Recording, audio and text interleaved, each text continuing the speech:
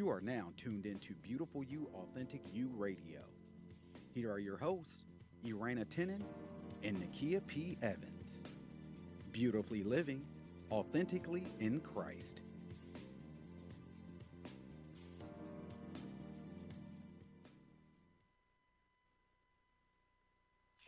Hey there, welcome to the Beautiful You, Authentic You radio show. Welcome back. Super excited to be here.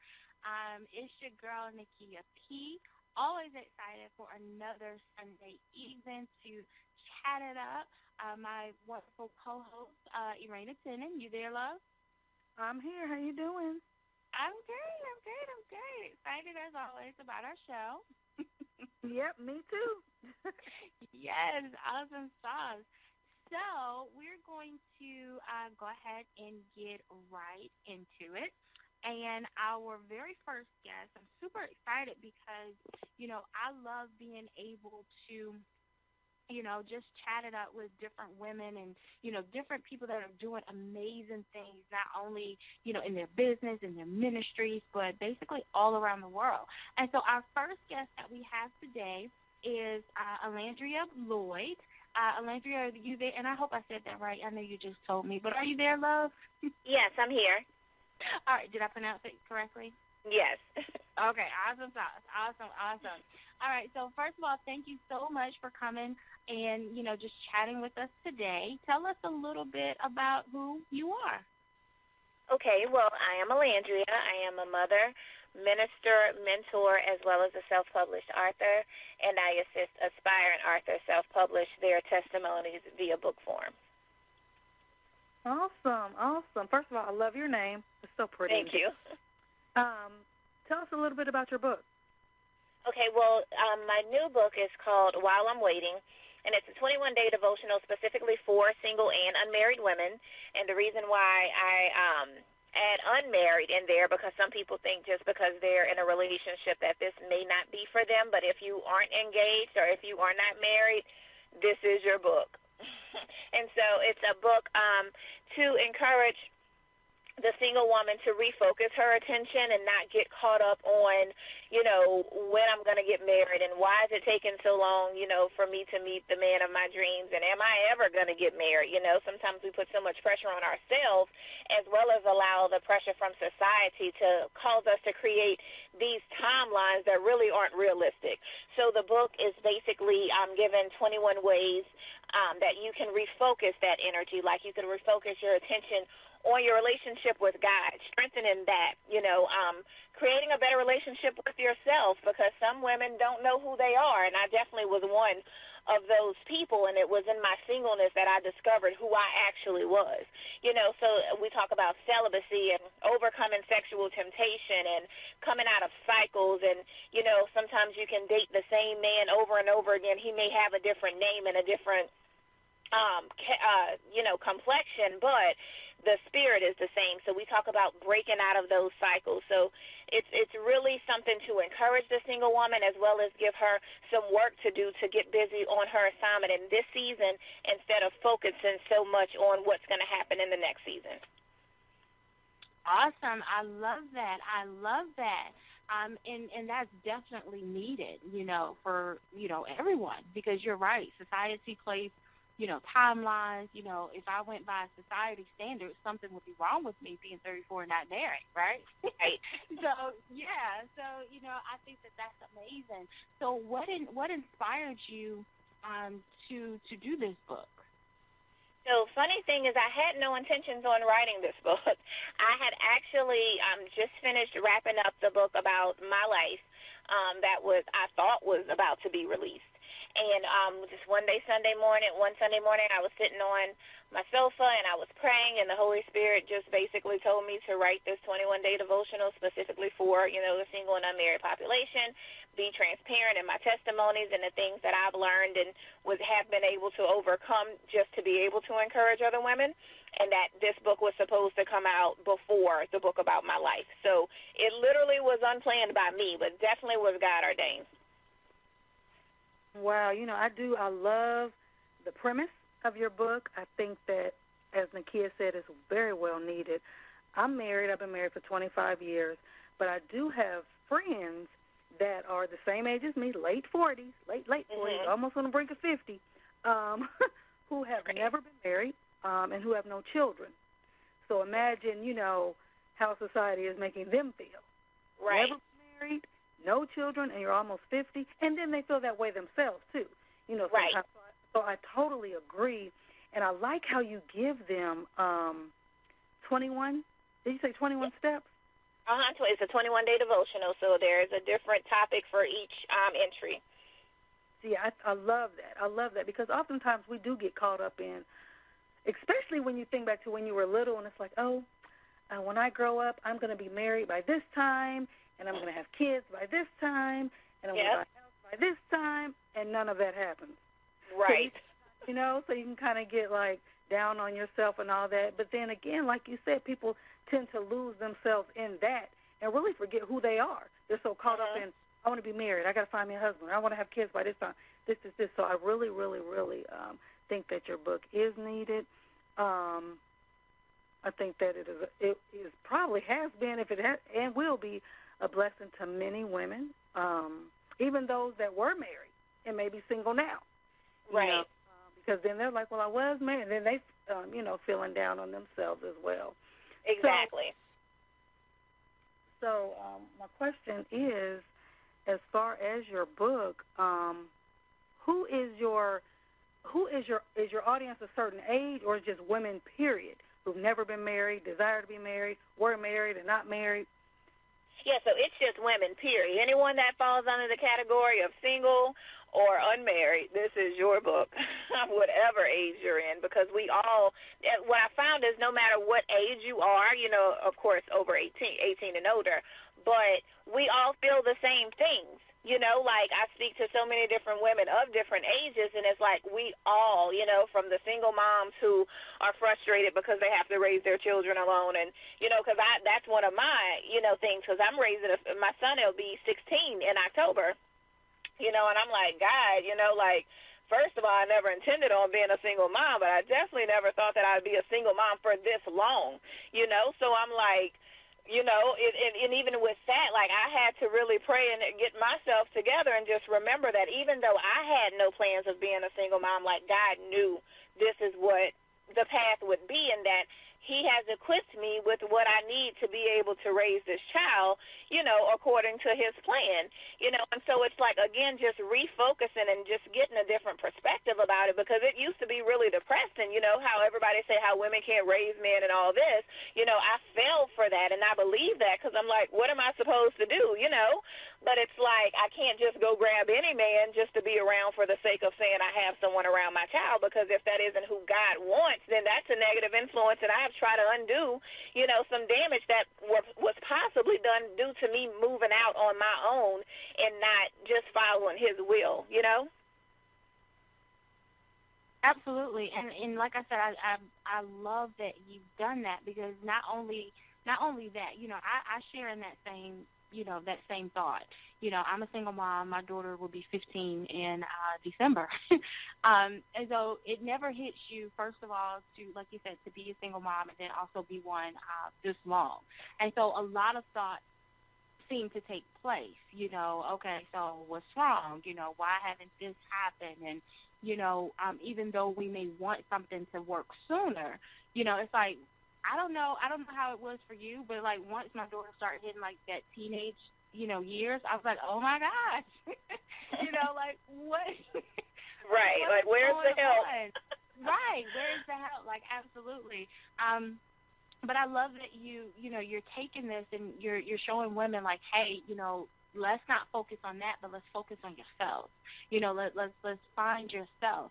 And so, I want to ask you, what was your process, when you realized that you needed to stop looking at, the timeline or the age and, the situation, what was it, how was it for you with your process of learning who you are in your singleness? So my last relationship, literally, I felt like was meant to take me out. That's how bad it was. It was very emotionally abusive, very mentally draining, and just, it was the worst. And so after I came out of that, you know, even in going through it and praying and fasting, and I had to do all that, you know, just to be able to get my mind, because I felt like I didn't even recognize who I was anymore in that relationship and after it. Like borderline suicidal, like it was really bad. And so I was really low. And so God had to come way down, you know, to scoop me up. And so it's just like, in the middle of that, but what really helped me was learning how to take accountability for my actions, because the fact of it is that, yeah, I was in a 4-year emotionally abusive relationship, but at the root of it, what made me stay that long? You know what I'm saying? Like, what is it in me that was so broken that even though this man was breaking me down even further, I did not have the strength to get up and move on? So it really took some serious soul searching, like, God, what is my problem? Because this isn't the first, the second, or the third time that I've had this type of relationship. So I'm attracting the same type of men. I'm the common denominator. So show me me. You know, show me where I need to heal, because I'm not trying to go through this again, and I know that broken people attract other broken people, just like hurt people hurt other people, and I cannot afford, like my mind literally cannot take going through this again. So show me what's wrong with me, you know, and then in that's when so many other things were uncovered, like my issues with abandonment, rejection issues, daddy issues, you know, because even though my father has always been in my life, I did not get the type of validation that I needed in the home, so I sought it from men. And so, you know, and even like, you know, even forgiving, you know, my parents for not doing that, you know, for not giving me that validation, but they did the best that they could, you know, so it's not really blaming them. However, their lack of knowledge in that area affected me, but just getting, you know, over that and getting over the rejection and getting over the abandonment. So it really took a lot of self-work. Right, and so that's what I talk about a lot in this book, because even if you deal with rejection issues, they come from somewhere. And even though it may be manifesting in your relationships, you have to get to the root of it and uproot it so that you won't continuously see a manifestation of its fruit in your relationships. So that's what my process looked like, really dealing with me. And so that's why, like, even because I'm 34 too, and, you know, I was so, like, at one point I was really down on myself, but it's like I look at it now and I thank God that I didn't get married, because if I had, prior to this healing process, I would have took all that baggage into my marriage and put that man through all types of changes, you know, because I wasn't whole, you know. So that's what my, you know, process looked like. You know what, one thing that I wonder, and you actually said it, why do you think that people seem to choose the same man? Look different, he may talk different, but overall it's the same type of man. Sometimes he is similar to their father, sometimes not. Why do you think that is? And I believe it's familiar spirits. You know, and some of us are so used to functioning in dysfunction that we gravitate to it because that's what we're used to. So, for instance, my dad was a drug dealer. That's all I liked. You know, I liked fast money. I liked the cars. I liked that lifestyle and everything that came along with it, because that's what I grew up with. And these men happen to also have the same characteristics of my dad: cheating, lying, getting babies, you know what I mean? And so it was like, it just really took me, and I don't know if it was, you know, even something inside, you know, like, you know, because of my daddy issues that I gravitated to men that were like him, but it also came definitely with the renewing of my mind, and that's only by the, you know, by God, who renewed my mind and changed my perspective and changed my appetite for the type of men that I wanted, and from really what I wanted to what I need. So that's what I think, you know, it's just you attracted to that familiar spirit, because it is familiar. No, we are all creatures of comfort, and so we tend to retreat back to what we know. So that's one thing. And then I think another thing is that brokenness, because even looking back on all the, you know, the guys that I dated, they were broken just as I was, you know, and it was two broken people cutting each other up, you know, damaging each other even more. And so I found that when I began to really heal, I no longer attracted those type of people. Like, it's really true. You attract who you are. And once I began to heal and my relationship became stronger with God, I began to attract like spirits. So that's what I think it has a lot to do with other women as well.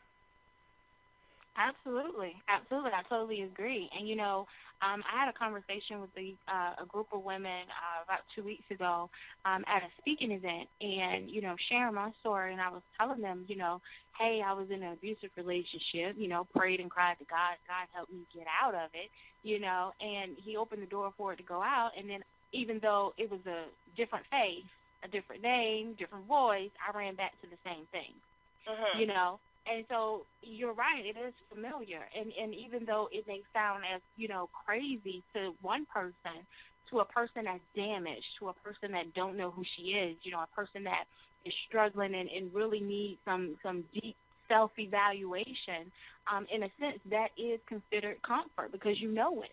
You know, right. And so you attract right back to it. You go right back to it.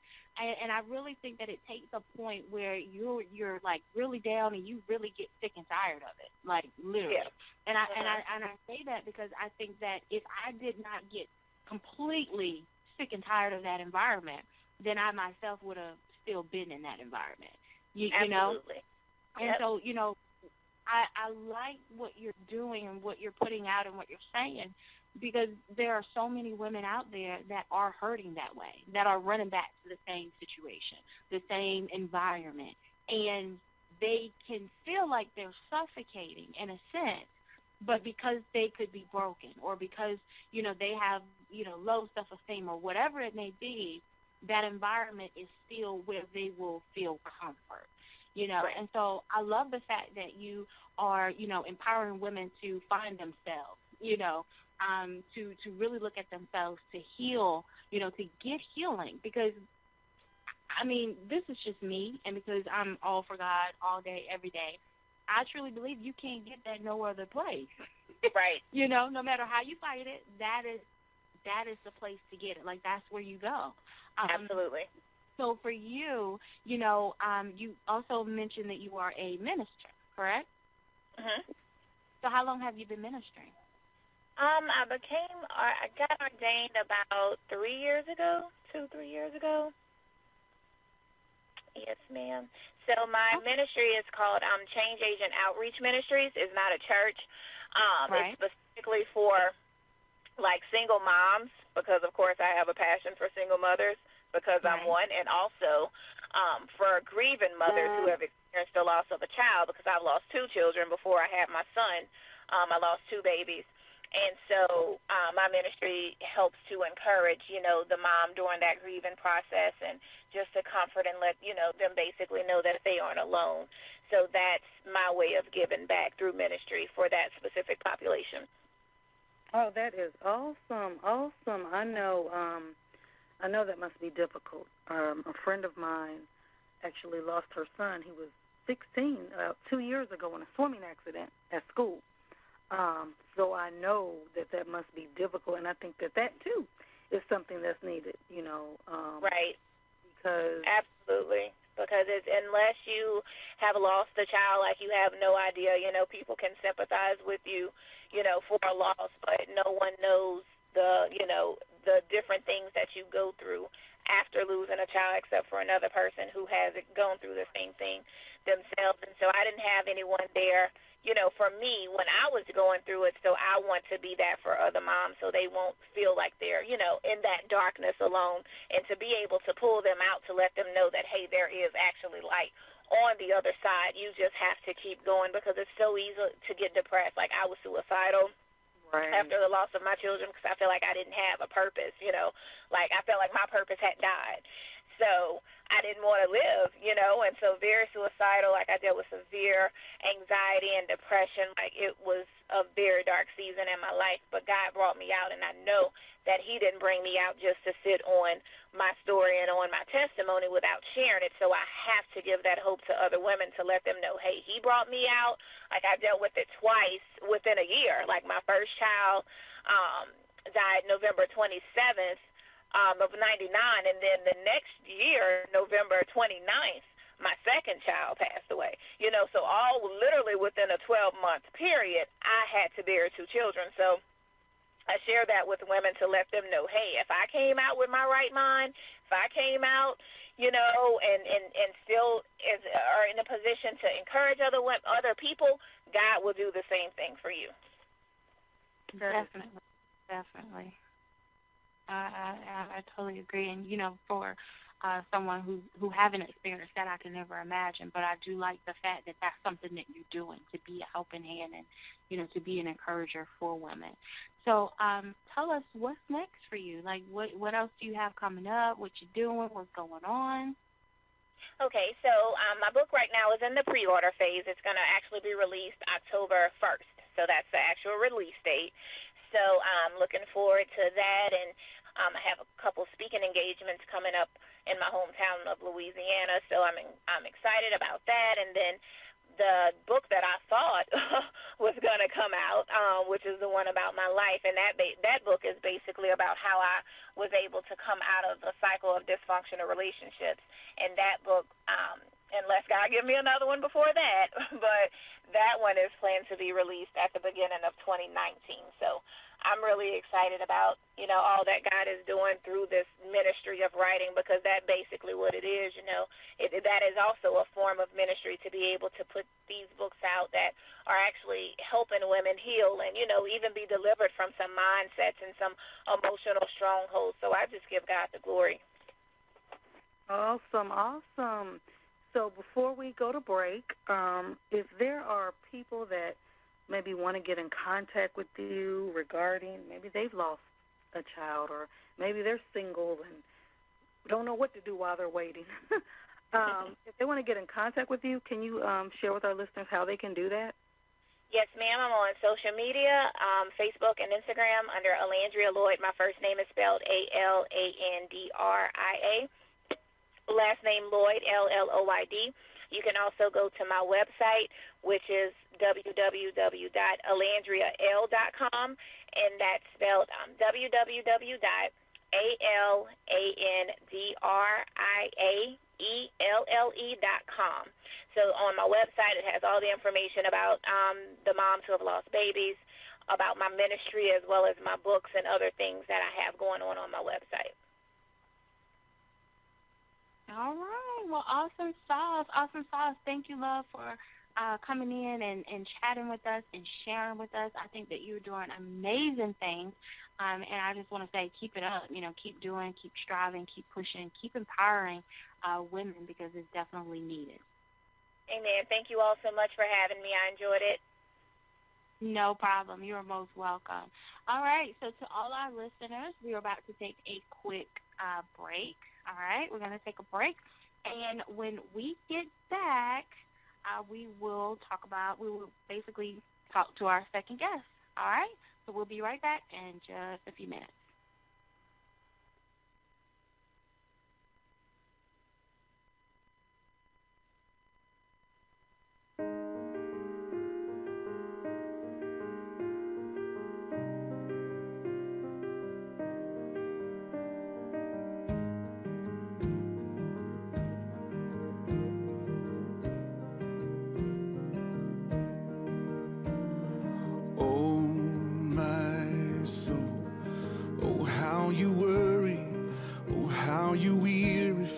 Fearing you lost control.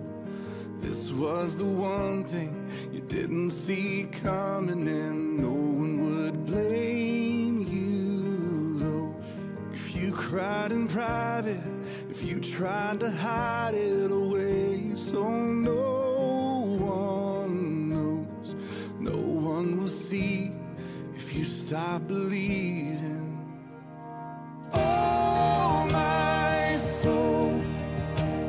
Not alone. There's a place where fear has to face the God you know. One more day, He will make a way. Let Him show you how.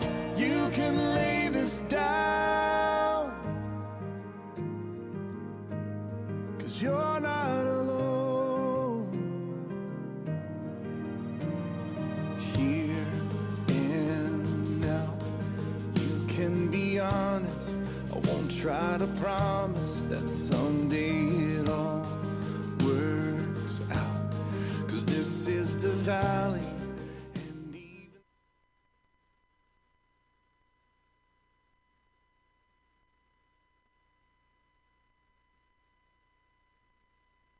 We are here for the second half of the Beautiful You, Authentic You radio show. I am here with my lovely co-host, Irena Tennant. You still here, love? I'm still here, hanging on, excited about part 2. All right. So let's get going. We have our second guest. She's here with us. We have Miss Sharnetta. Sharnetta, are you here, love? Of God. We have to be in His timing, be in His perfect will. And Sharnetta, are you here with us? I'm here. Okay, there you go. How you doing, love? I'm doing great, and you? I'm doing good. Thank you so much for coming on in and joining us today. Yeah, I was listening to the first conversation, and I can relate to a lot of things that she was saying. All right, awesome. And I really enjoyed that, and I'm, looking forward to hearing more about you and what you're doing. So tell the audience a little bit about yourself. Again, my name is Sharnetta Bennett. I'm 42-year-old Washington native. I'm from Washington, D.C., and I just live my life as transparent as I know how. I've, like a lot of other women, I've been through a lot of things in life, but I don't let those things define where I'm going or where God is taking me.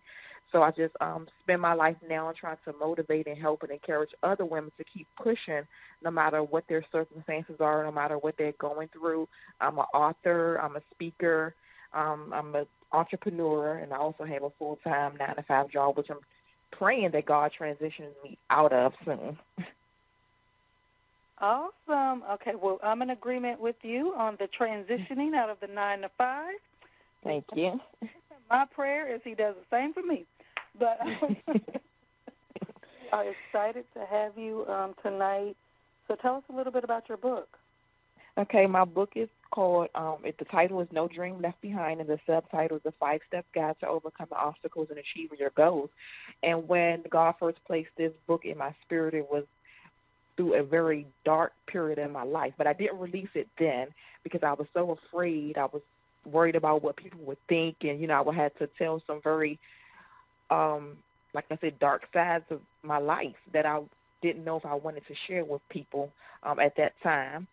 But over the years, because this book has been in my spirit for a couple of years, and God just kept dealing with me on it, just kept dealing with me because there's other women that's going out, that's going through certain things, and they need to hear your story. They need to hear your testimony. Your testimony could be the one that, encourages them and motivates them to keep pushing, to keep going. So I literally sat down one day, writing, and it didn't take me a long time to write this book. I probably wrote this book within 30 days. I wrote it within 30 days, and I self-published it. It didn't take me long at all. So the book, basically, I'll just go through some of the chapters. It talks about when all hope is gone, to keep fighting. Just, don't allow your circumstances to stop you. Keep fighting, keep pushing, keep moving forward. Then it talks about keeping your faith and your trust in God. And I tell people all the time, I always have to bring it back to God because He is my source. If it wasn't for Him, I don't know where I would be. He's my strength of survival. So I have to, I have to talk about God, and I have to give Him what's due to Him. I also talk about changing your posture and your position and your thought process while you're in your season of trials and tribulations. Just start thinking different about your circumstances.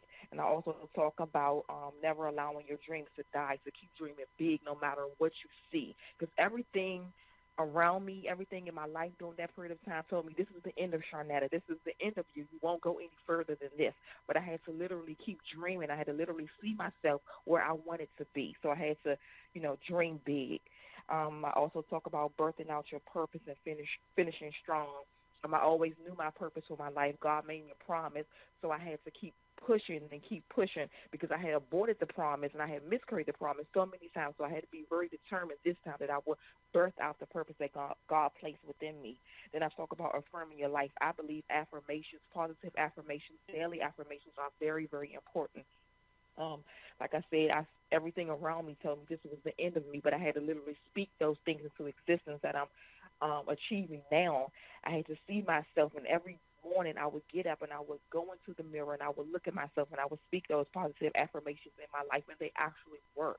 And then the last thing I talk about is the power of prayer. Prayer is what got me through a lot of dark days, even days that I could not pray for I felt like I could not pray for myself, but I knew if I could just get a word to God that my circumstances would change. So the power of prayer is very, very important because God honors, your prayers. He likes to know that, in spite of what you're going through, that you still have enough strength to pray to him and still have enough strength to call on his name during those dark times. So that's basically what the book is about.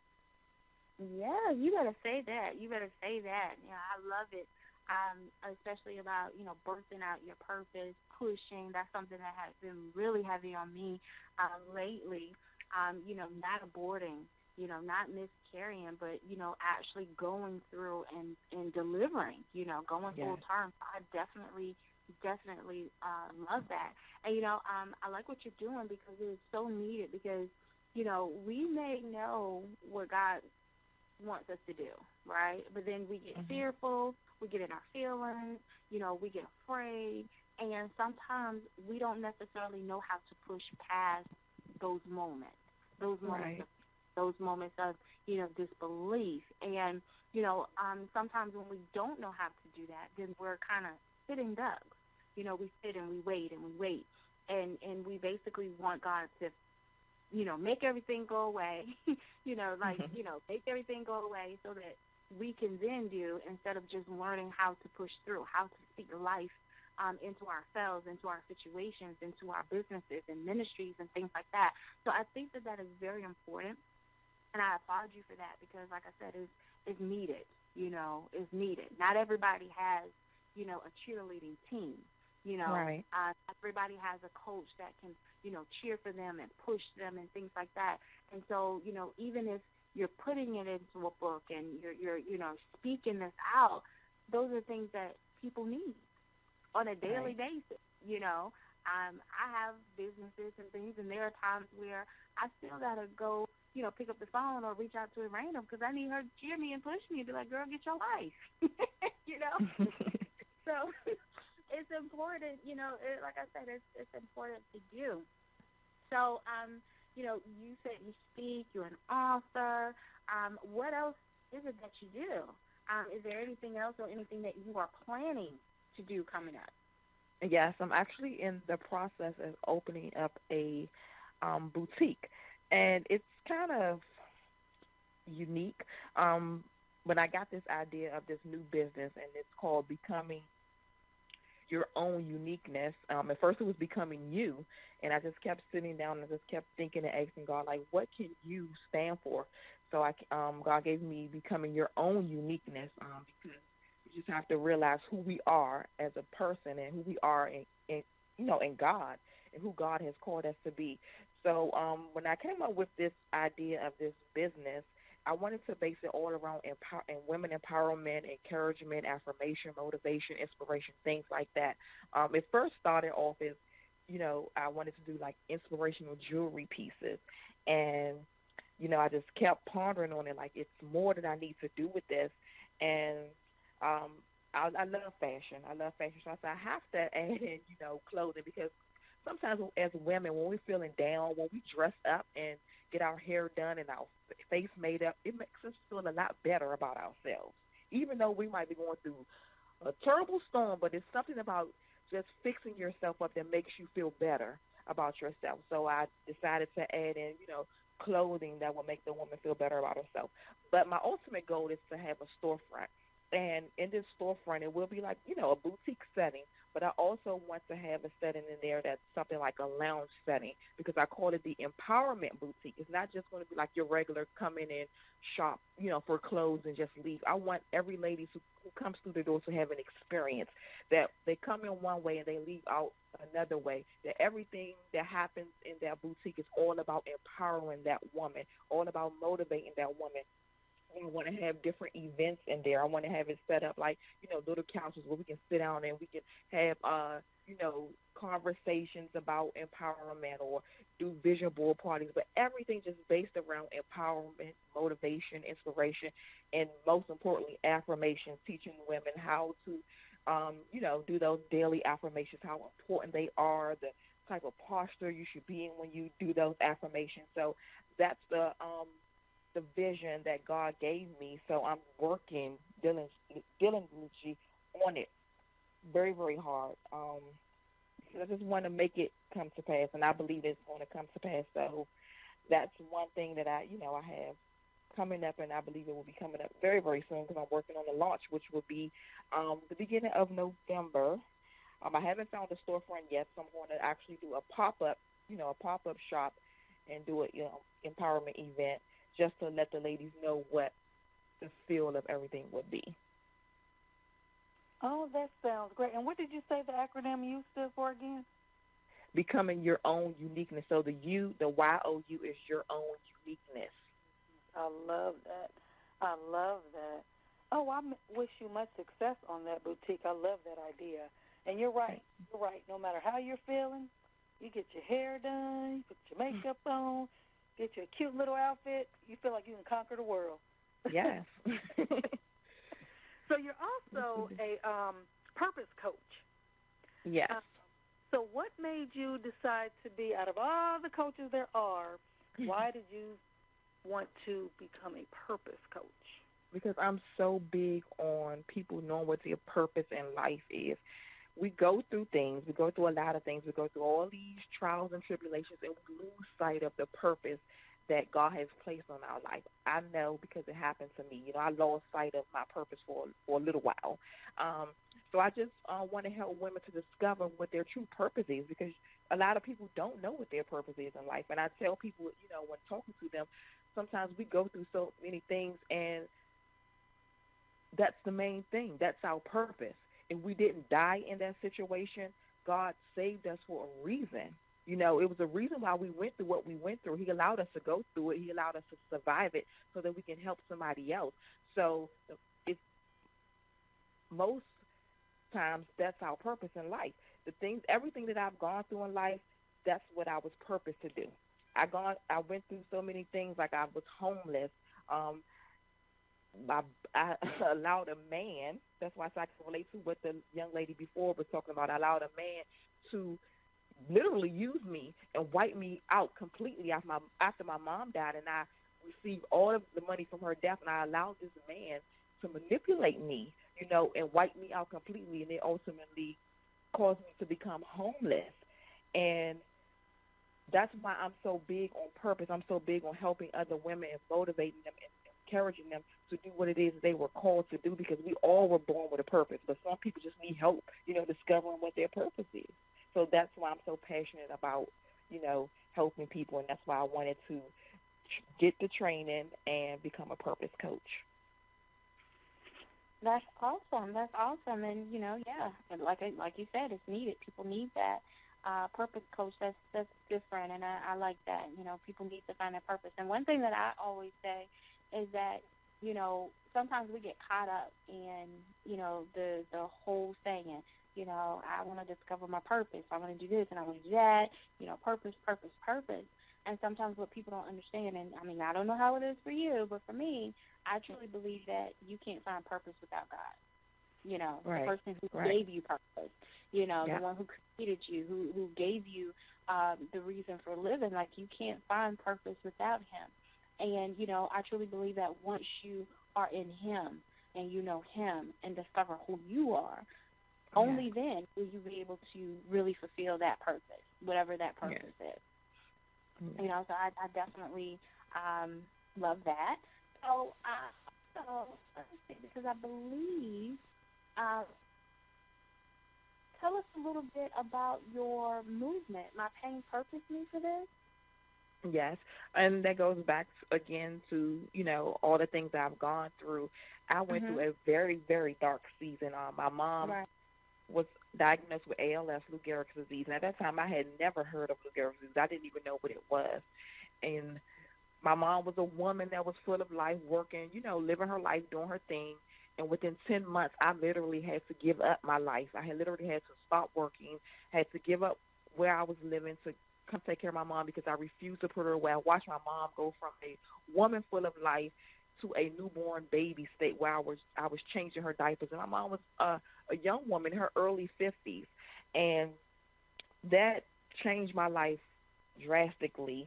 And, once my mom passed within 10 months, she deteriorated really fast. She passed within 10 months. I went back to an ex that I was dealing with previously. And, I'm thinking everything was fine. I'm thinking life was going to be great, that he changed. And I thought I was going to marry this guy and all that. He came back into my life at a very vulnerable state when I was dealing with my mother and her sickness.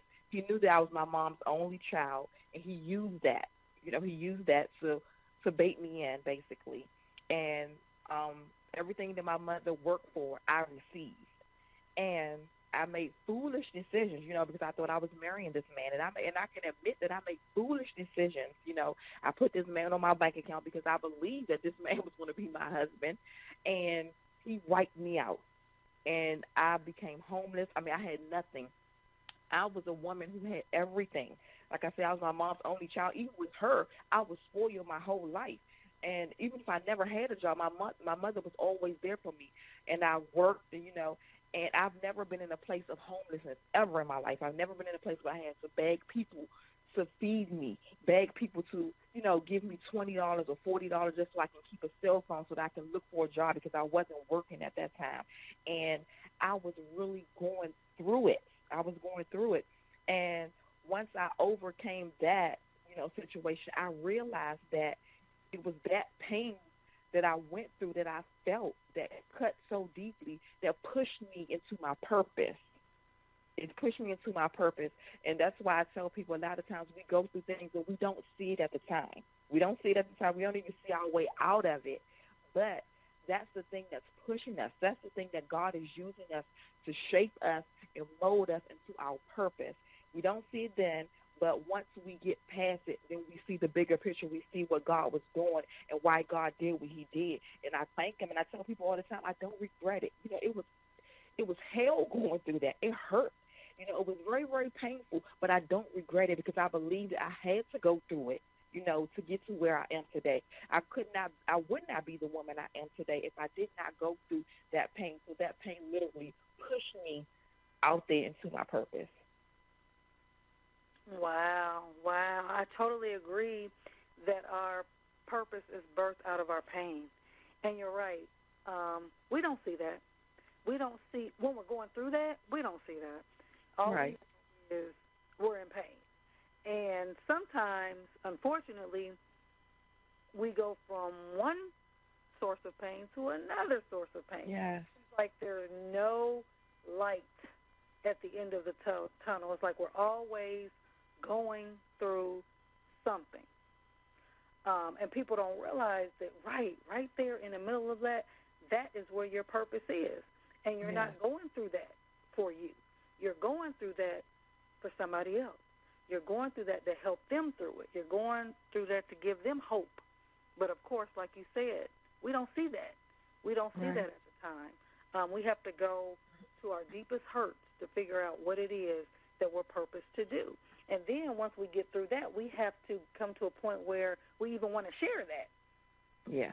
So sometimes we're, ashamed of whatever it was, or, I know, unfortunately, I know a lot of people that were homeless at one time, but some people aren't comfortable sharing that. You know, I was at a point in my life where I didn't have a place to live, and people aren't comfortable sharing that. So once you get through that pain, you have to also get to the point where, you know what, God doesn't give me more than I can bear, so he gave me this because he knew that I could handle it. I've made it through this. How can I help somebody else?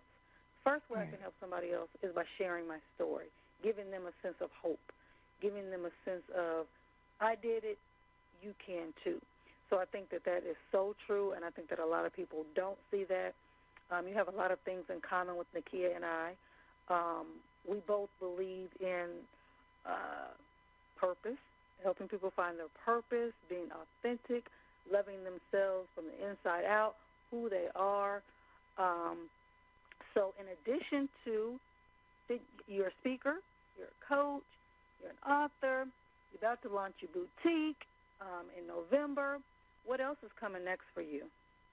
I have another book that's coming out, and it's actually entitled My Pain Purposed Me for This, the birthing room process, and that's where I will share my entire story. So I'm working on that now. Hopefully, it will be out by the end of this year. That's the goal. So right now that's basically what I'm really pushing to get out there because it needs to be out there. It's long overdue. All right. Awesome sauce. Wonderful things. Definitely keep us, updated. You can shoot me a message because we would love to support, okay? So please tell the audience how they can contact you, get in touch with you, any of that. Okay, I'm actually on social media, which is Sharnetta, SHARNETTA, Miss CEO, MSCEO, Bennett, BENNETT. You can also email me at bookcoachshawn@yahoo.com. Also, my book is on www.ShawnBMotivates.com. And it's also on Amazon. Okay. All right. Well, I want to thank you for coming in and chatting with us, sharing with us, and just showing, us and your, the audience more about you and what you do and how you are making a positive impact in the lives of others. So thank you so very much for that. Thank you. No problem. Well, everyone, to our audience, it is almost that time. We're about to wrap it up. Thank you for coming in. We greatly appreciate it. Every Sunday night, 8 p.m. Eastern Standard Time, we give you two amazing women doing amazing things. I'm always excited to be here to, chat with other women, to hear about what they're doing, and I'm just looking forward to many, many more. All right? So, Irena, is there anything that you would like to say or share before we wrap it up? I just wanted to thank our two guests for taking time out of their Sunday to share with us tonight. I want to thank our listeners for tuning in with us for over a year now. Woo-hoo! Listening to us, sharing with us, hopefully learning and growing with us, hopefully learning of new people that they can connect with and learn from. We really appreciate it. I want to encourage you guys to share our show with other people. And if you know of anyone that wants to be a guest, or if you are listening and you want to share your story, share your book, share your ministry, share your organization, please connect with us. You can connect with us on Facebook at Beautiful You Authentic You page. We both manage that page, so you can connect with us there. And until next time, we will see you next week, same time, same place. Have a wonderful week. And again, thank you so much for tuning in with us. All right, love. See y'all later.